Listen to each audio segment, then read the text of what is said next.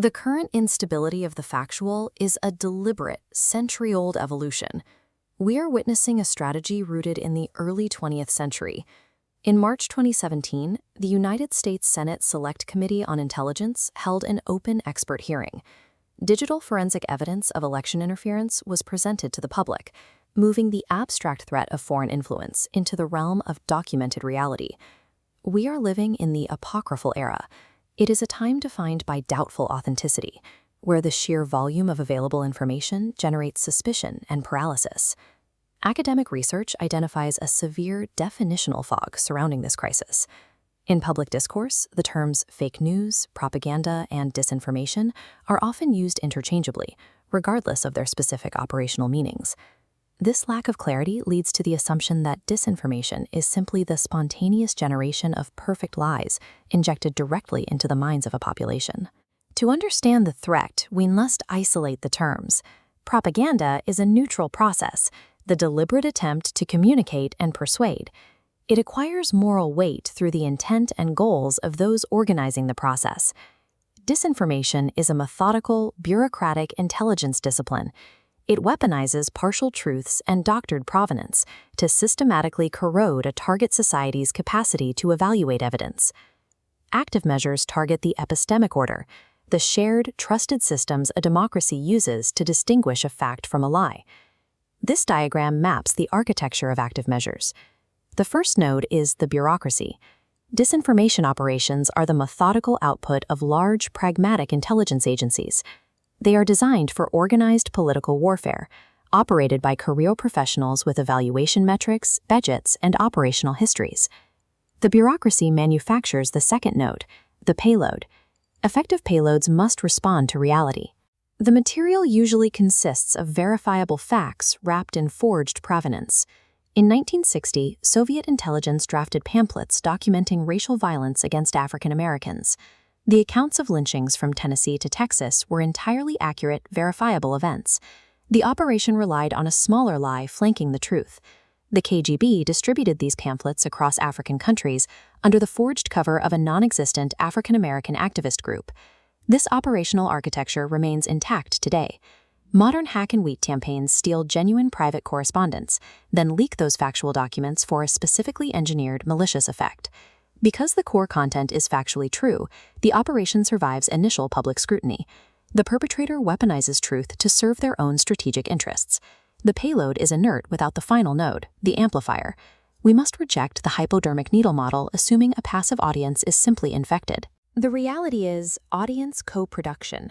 Targets surrender intellectual doubt for in-group solidarity, participating in their own persuasion. Active measures are effective when they preach to the already converted. The operation provides a psychological resource that reinforces the audience's existing convictions. This co-production creates an ideological filter bubble. Unpalatable or contradictory information falls on barren ground because the audience experiences severe cognitive dissonance. Modern disinformation encourages us to behave in ways we were already predisposed to. A liberal epistemic order relies on custodians of factual authority.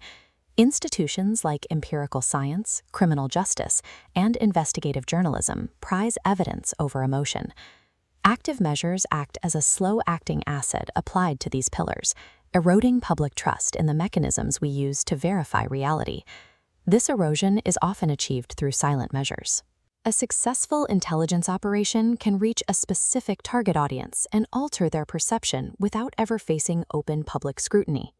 As the authority of objective evidence degrades, tribal emotions and feelings fill the space once occupied by factual observations.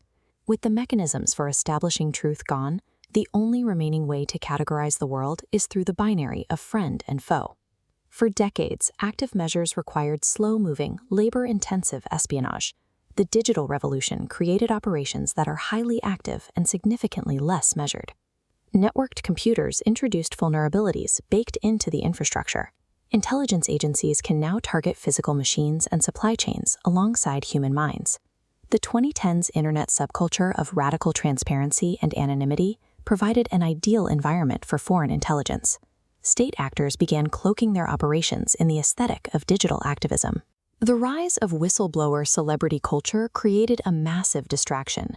Shadowy intelligence tactics were suddenly shrouded in a cloak of techno-libertarian idealism.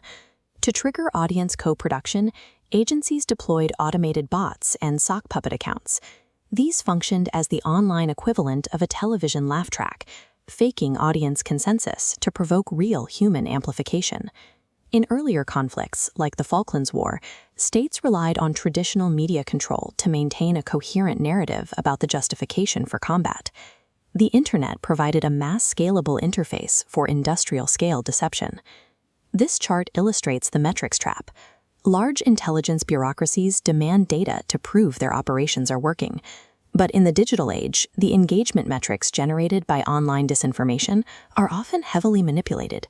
The data itself is disinformation. Open societies face a double threat. Their freedoms make them uniquely vulnerable to foreign active measures. If a democracy employs these deceptive tactics to fight back, it destroys the epistemic order it is trying to defend. It is impossible to excel at organized disinformation and maintain a healthy democracy at the same time. These systems are mutually exclusive. Effective resistance relies on reinforcing the integrity of our institutions. The line between fact and lie is the line between peace and war. Once our capacity for truth is gone, only force remains.